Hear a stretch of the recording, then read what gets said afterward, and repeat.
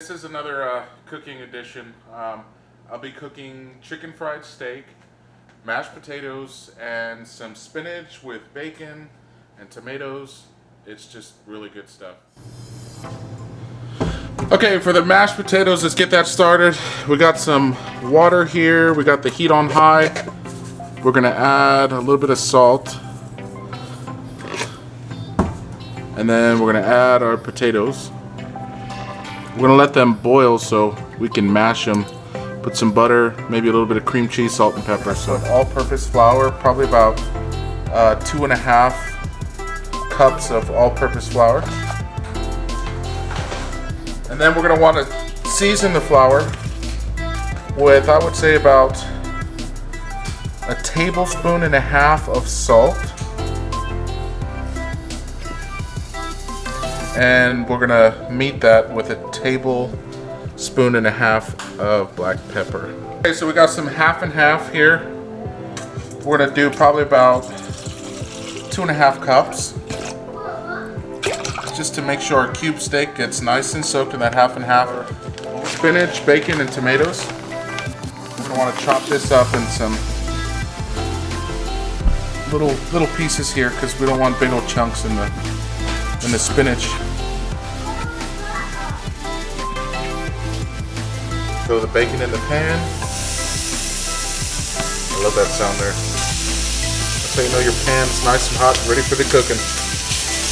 So we're gonna let that render down, and then we're gonna get our onion thrown in there. So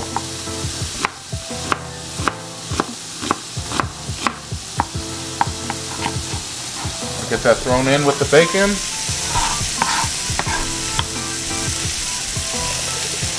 And that right there is a good combination. When these two flavors marry up, and this sear and the bacon juice and the rendering of the bacon fat, it's gonna be real nice. We're gonna add about 1 tablespoon of salt, and we're gonna match that tablespoon of salt with black pepper. So we're gonna let that bacon brown and the onions caramelize. We get our cans of spinach open. This is about nice and browned as it comes here, this bacon. We're gonna leave all that rendered bacon fat because that's gonna give this side dish a lot of flavor. This is 1 pound of crushed tomatoes. We're gonna put in half the can. Yeah, about half the can. We're gonna let this simmer. So right now it's on high heat. I'm gonna take it down to about medium high. We're gonna let this go for maybe a minute or two.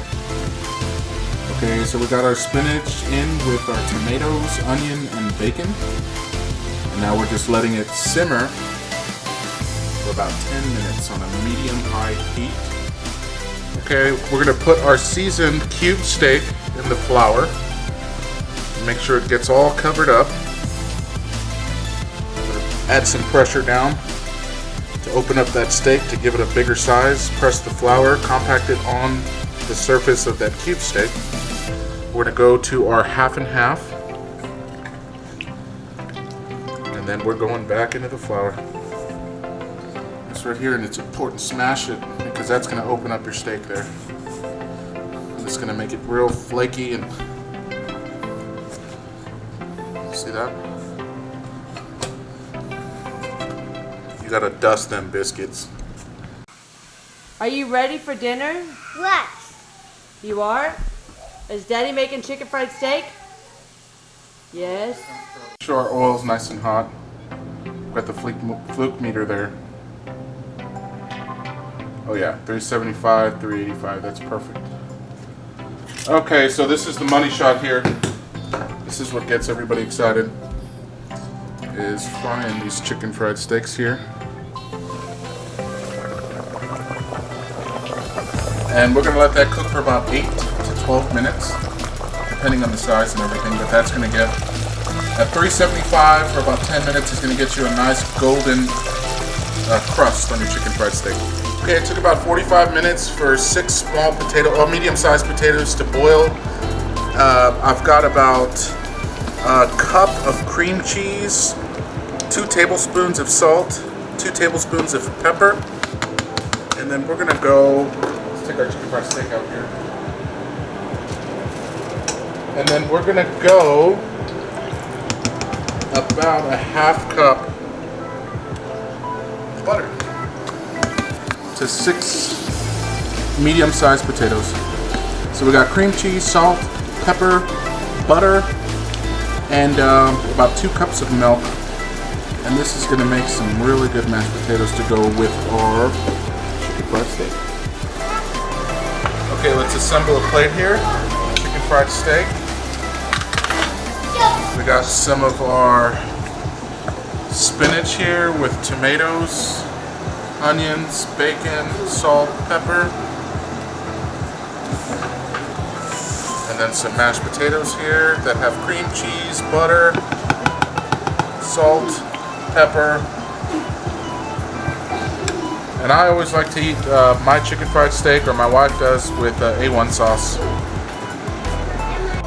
Hey, so that's my version of chicken fried steak, mashed potatoes, and spinach. If you like this channel, please like and subscribe. Let's try to cook for our children and give them quality meals so they enjoy it growing up, and it maybe may create a need for them to cook. All right, thanks guys. Is that good?